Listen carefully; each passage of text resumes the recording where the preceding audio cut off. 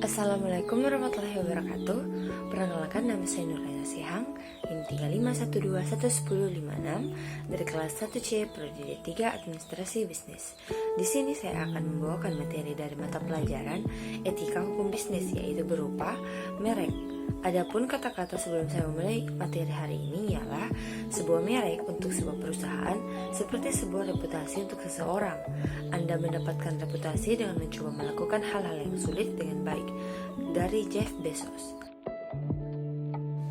Baiklah, langsung saja kita mulai dari yang pertama, ialah pengertian dari merek. Merek atau merek dagang adalah nama, tanda atau simbol yang diasosiasikan dengan produk atau jasa sebagai bentuk identitas. Berdasarkan Undang-Undang Nomor 15 Tahun 2001, merek adalah tanda yang berupa gambar, nama, kata, huruf-huruf, angka-angka, susunan warna, atau kombinasi dari unsur-unsur tersebut yang memiliki daya pembeda dan digunakan dalam kegiatan perdagangan barang atau jasa pada pasal 1 ayat 1. Kemudian selanjutnya ialah fungsi dari merek, yaitu sebagai tanda pengenal, sebagai alat promosi, sebagai citra atau reputasi barang atau jasa, menunjukkan asal barang dan jasa yang dihasilkan. Lalu kemudian yang selanjutnya ialah jenis merek. Merek dagang atau trademark adalah merek yang digunakan pada barang yang diperdagangkan. Kemudian merek jasa adalah merek yang digunakan pada jasa yang diperdagangkan, dan kemudian selanjutnya ialah merek kolektif adalah merek yang digunakan pada barang atau jasa dengan karakteristik yang sama yang diperdagangkan oleh beberapa orang untuk membedakan dengan barang atau jasa sejenisnya. Kemudian ialah contoh merek kolektif, yaitu seperti larutan cap badak dengan cap kaki 3 atau Coca-Cola dengan Pepsi seperti yang kita lihat pada gambar. Kemudian selanjutnya ialah contoh brand atau nama, yaitu Nintendo, Aqua, Linso, KFC, Windows, Toyota, dan lain sebagainya. Kemudian contoh merek atau simbol, yaitu seperti sayap pada motor Honda, gambar jendela pada Windows, dan lain sebagainya. Kemudian contoh trade karakter, yaitu karakter dagang seperti Ronald McDonald pada restoran McDonald's dan Sidomar pada Indomaret, dan lain sebagainya. Kemudian selanjutnya ialah subjek merek. Seseorang atau beberapa orang secara bersama-sama, kolektif, atau sebuah hukum atau beberapa badan hukum. Merek sangat efektif sebagai tanda pengenal, maka pemakaiannya tidak terbatas pada produk komersial atau perusahaan saja. Lembaga-lembaga non-laba seperti Palang Merah, organisasi internasional, dan bahkan negara juga sudah menggunakan logo untuk mempopulerkan diri. Kemudian selanjutnya ialah keunikan merek. Semakin mencolok atau berbeda penampilan, lebih mudah melekat dalam ingatan siapa saja yang pernah melihatnya. Terkadang merek yang sangat terkenal malah bisa menjadi kata umum. Contohnya Pepsodent. Merek ini adalah sebuah merek, namun disalahkaprahkan sebagai sinonim dari semua kata pasta gigi, yaitu kemudian ada Blue Band dan juga teh botol. Di satu sisi hal itu menguntungkan pemilik merek karena mereknya begitu terkenal, namun akan berbalik merugikan pada banyak orang yang mengikuti memanfaatkannya. Kemudian penambahan huruf TM atau trademark di sudut kanan atas merek. Kemudian selanjutnya ialah fungsi pendaftaran merek, yaitu sebagai alat bukti bagi pemilik yang berhak atas merek yang didaftarkan. Kemudian sebagai dasar penolakan terhadap merek yang sama keseluruhan atau sama pada pokoknya.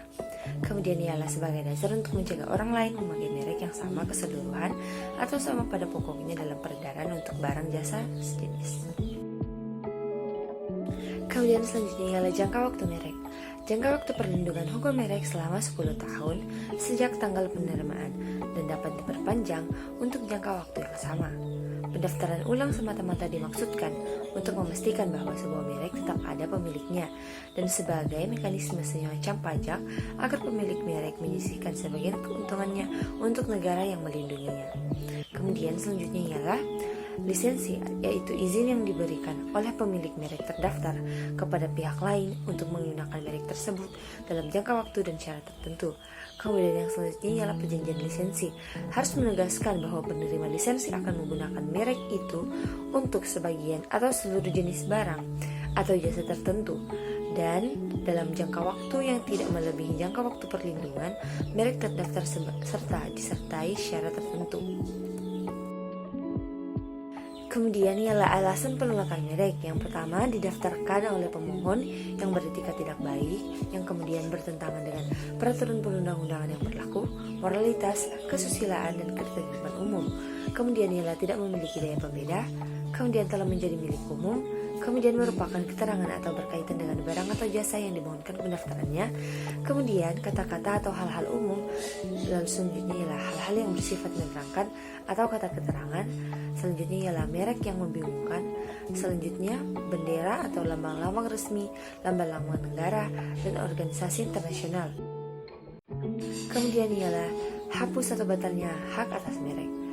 UU Merek 1961 mengatur tentang hapusnya hak atas merek dalam pasal 18 yang meliputi yang pertama, penghapusan oleh pemilik yang terdaftar sendiri.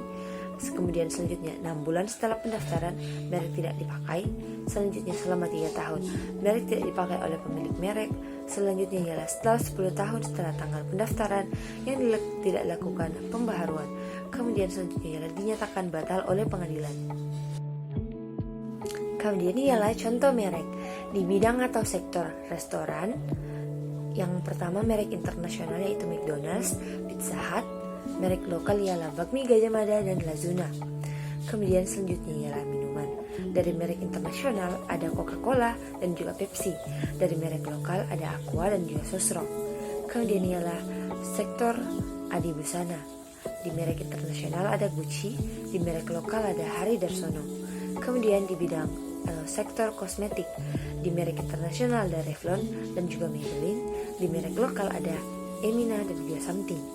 Kemudian dari bidang tos serba yaitu merek internasional ada Carrefour, dan kemudian merek lokal ialah Alfa. Baiklah, sekian dari presentasi saya hari ini. Kurang lebihnya mohon dimaafkan. Wassalamualaikum warahmatullahi wabarakatuh dan terima kasih.